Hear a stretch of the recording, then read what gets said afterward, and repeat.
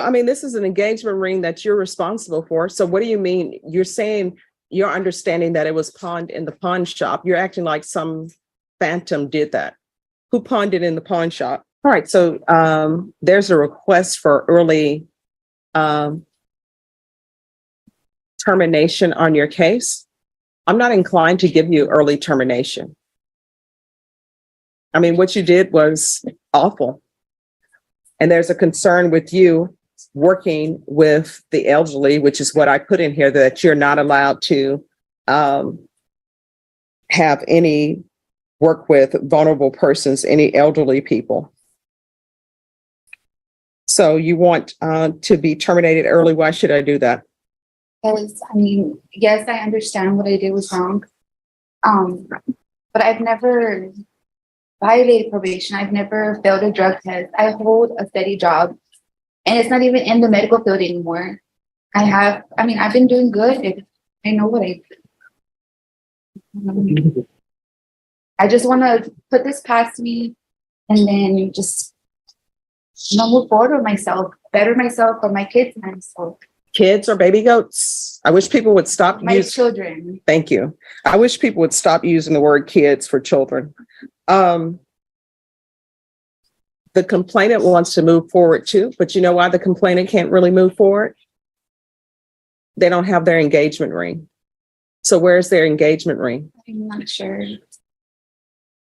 Find their engagement ring, and then maybe I'll consider early termination. I don't know what they said, what happened with it, but I know it was, from my understanding, it was pawned in the pawn shop or something. Well, I mean, this is an engagement ring that you're responsible for. So what do you mean? You're saying you're understanding that it was pawned in the pawn shop. You're acting like some phantom did that. Who pawned it in the pawn shop? Myself. All right. So where is their engagement ring? They want their engagement ring. You're before me saying you want your probation terminated early because you're ready to move on with your life. She wants her engagement ring. And since this is an elderly person, that means that engagement ring, they probably had it since who knows where, how long. And that engagement ring cost that person $15,000. And how much did you pawn it for? I don't even remember. It's been a few years now. Yeah. See, here's the thing. You commit a crime. And for you, it's like, oh, I'm done. I don't even remember. No, it's not. Yeah.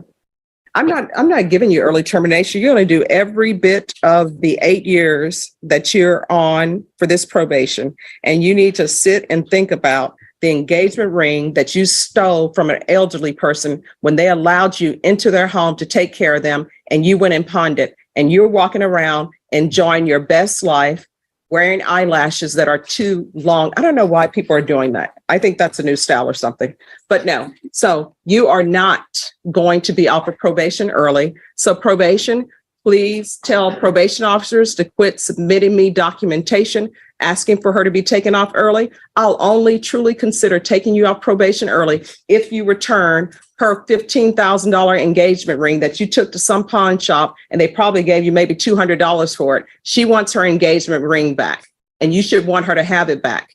And then until you internalize what you did to her, an elderly person allowing you into their home to work and you stealing their engagement ring, you have learned nothing on probation. That's all.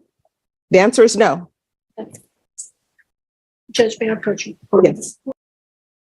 Court is calling 2022 CR 11474W, State of Texas versus Destiny Argumedo. Could I have the parties announced for the record for the state? Daniel Escobar for the state of Texas. Defense? Cheryl Patterson for the defense.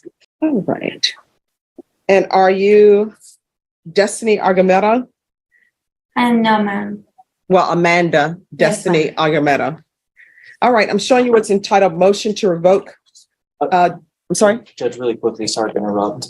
Defense and I had spoken. I think defense had filed a motion for competency eval. That's what we wanted to approach on. So where are we on the competency? I filed the motion. I don't know that anything has happened. All right. When was the motion filed? I believe it was early part of last week. Oh, they're right. Okay. Thank you. All right. So it's been referred to magistrate's court. So, Ms. Ferguson, I need a reset on this. Can you let the magistrate know that she doesn't need an informal inquiry that she just needs an evaluation? Your Honor, we'd actually, in speaking with the prosecutor and with my client, we'd actually like to withdraw that motion. We feel that she just did not understand the questions and was very nervous that day. Okay. All right. We're on the record then. Are you Amanda or Destiny Argamata? Yes, ma'am. Can you raise your right hand for me? Do you solemnly swear or affirm the testimony you give will be the truth and nothing but the truth, so help you God? Yes, ma'am. All right, you can lower your hand. Do you know who your attorney is? Yes, ma'am. Who is your attorney? It's hard to pronounce her last name. Okay, what's her first name? Maya? No, who is actually trying to prove that you violated the conditions of your probation? Excuse me, I don't understand. All right. How far did you go in school? Ninth grade. Okay. All right. You're on probation. Do you understand that? Yes, ma'am. Okay. You understand, you told me you're on probation for an unauthorized use of a vehicle? Yes, ma'am. What is your range of punishment? It was 2 years of probation and parenting classes. All right. If I were to send you to prison or to the state jail facility, how much time could I give you? It was 2 years. Okay. So, with regards to this motion to revoke, Yes, ma'am. who has to prove to the court that you didn't do what you were supposed to do on a motion to revoke? Myself. I'm sorry? Myself. Okay. I think she may need an evaluation. Yes, Your Honor. Okay. All right. So this is going to be set for a evaluation. Ms. Ferguson, what date can we bring this back? Ms. Ferguson, if you will again, just let them know that there's no need for an informal inquiry. The court is requesting that the evaluation be done. Okay. All right. Thank you. Thank you, Your Honor. Thank you. Hello. Why are you missing your reporting dates to felony drug court? Today was my first date. Well, no, they said they attempted to contact you on April 10th, April 11th, April 14th. That's why you were rejected. You need felony drug court. If you're drug tested today, what are the results going to be? And before you even answer me, know that you can get drug tested today. I will have you drug tested today. I know sometimes people think the probation officer is female, so she can't do it. We have male probation officers in this building, and they will come right over and drug test you. So what are your results going to be? Did you use, let me help you. Did you use drugs? I have in the past. Do you want me to bring a probation officer over here to do a drug test? All right. So what are the results going to be? All right. What are you going to be positive for? Meth. All right. Meth. And what else? It's about it. Oh, marijuana. Meth and marijuana. Probation, what are his issues other than these drug issues and his not appearing to felony drug court? Yes. And is it going to be heroin as well? Because last time you were here, it was heroin as well. Only been on probation a month at this point. So it really hasn't given enough time to complete the other terms of his probation. He did report no issues there. He's reporting, except for he was not putting in to report for his felony drug court. All right. We're going to get a date for you today for felony drug court, Mr. Gomez. If you miss that appointment, a motion to revoke is going to be filed. You understand? Yes, ma'am. So we're going to do it one more time.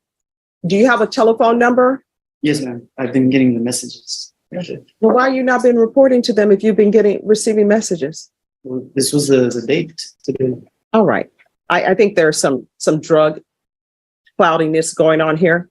So, and I mean that in all sincerity. I'm not trying to belittle you or anything. I'm trying to save your life, because last time you were here was a heroin issue. Now it's a meth and marijuana issue. If you do not take care of these issues, what's going to end up happening is either you're going to end up in prison or either somebody's going to find you on the street because you're going to get a bad batch of drugs. Do you understand? Yes, ma'am. All right. So let's do a re-referral to felony drug court. And if he misses his next appointment with felony drug court, a motion to revoke will be filed. This courtroom segment highlights multiple intense moments where accountability, responsibility, and personal choices collide with the realities of the justice system. In the first case, the judge firmly confronts a defendant seeking early termination of probation after stealing and pawning an elderly victim's $15,000 engagement ring. Despite the defendant claiming she has stayed out of trouble, maintained a job, and followed probation rules, the judge makes it clear that compliance alone is not enough when the harm caused has not been repaired. The victim is still without a deeply valuable and sentimental possession, and the defendant's lack of accountability, acting as if someone else pawned the ring, only strengthens the court's decision. The judge ultimately denies early termination, emphasizing that true rehabilitation requires understanding the impact of one's actions and making things right. The video then shifts to another case, where concerns about a defendant's mental competency arise. Initially, the defense attempts to withdraw a motion for evaluation, claiming the defendant was just nervous. But as the judge questions her, it becomes clear she struggles to understand basic aspects of her case. This raises serious concerns about her ability to participate in her own defense, leading the judge to order a formal evaluation. It's a reminder that the legal system must also ensure fairness and comprehension, not just punishment. Finally, the courtroom turns to a defendant battling ongoing drug issues while on probation, after missing required reporting dates and admitting he would test positive for meth and marijuana. The judge takes a direct but concerned approach, warning him about the dangerous path he is on. Rather than immediately revoking probation, the court gives him another chance through felony drug court, making it clear that failure to comply again will result in serious consequences. Altogether, these cases show different sides of justice: firm punishment, necessary evaluation, and one last opportunity for change, while reinforcing a powerful message. Accountability, honesty, and action are the only ways forward.